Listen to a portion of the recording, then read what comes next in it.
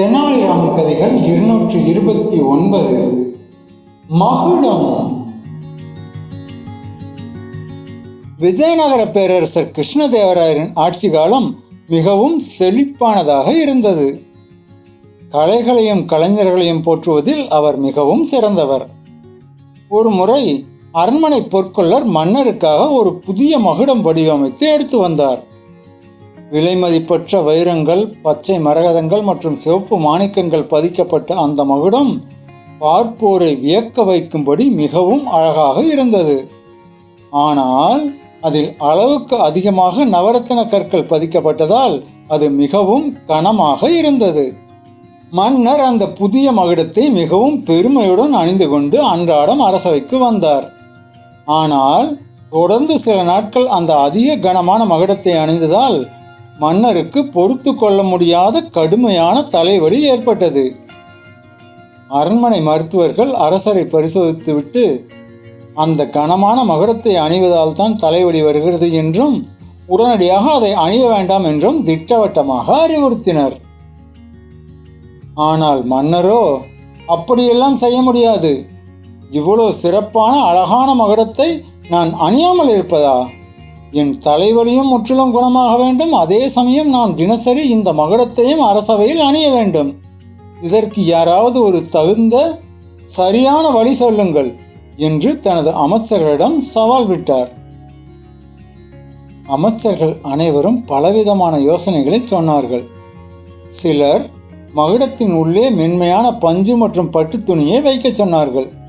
இன்னும் சிலர் தலையில் குளிர்ந்த மூலிகை எண்ணெய் தேய்க்க சொன்னார்கள். ஆனால் எதுவுமே மன்னருக்கு பலனளிக்கவில்லை. அப்போது விகடகவி தெனாலிராமன் அரசவைக்கு வந்தான்.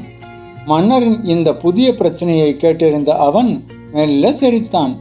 அரசே, இது மிகவும் எளிய பிரச்சனை, இதற்கு என்னிடம் ஒரு சிறந்த தீர்வு உள்ளது என்றான். மன்னர் ஆவலுடன், என்ன தீர்வு ராமா என்று அவசரமாக கேட்டார்.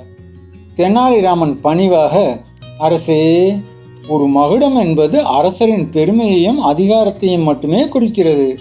அது எப்பொழுதும் உங்கள் தலையில் இருப்பதை விட அரசவைக்கு வரும் மக்கள் அனைவரின் கண்களிலும் படும்படி உயரத்தில் இருப்பதே அதற்கு தரும் உண்மையான பெருமை. எனவே உங்கள் சிம்மாசனத்தின் அருகிலேயே ஒரு அழகான தங்கத்தூணை புதிதாக அமைத்து அதில் இந்த மகுடத்தை வைத்து விடுங்கள். நீங்கள் அரசவைக்கு வரும்போது அது உங்களுக்கு அருகிலேயே கம்பீரமாக இருக்கும். மக்களும் அதன் அழகை முழுமையாக கண்டு ரசிக்க முடியும். உங்களுக்கும் இந்த தலைவலி இனி வராது என்றான். மன்னர் கிருஷ்ணதேவராயர் தெனாலிராமனின் கூர்மையான புத்திசாலித்தனத்தை புரிந்து கொண்டார். வீண் ஆடம்பரத்தை விட உடல் ஆரோக்கியமும் நடைமுறை சாத்தியமே ஒரு மன்னருக்கு மிகவும் முக்கியம் என்பதை மனதார உணர்ந்தார். உடனடியாக அந்த மகுடத்தை அருகில் உள்ள ஒரு தங்கத்தூணில் வைக்க உத்தரவிட்டார்.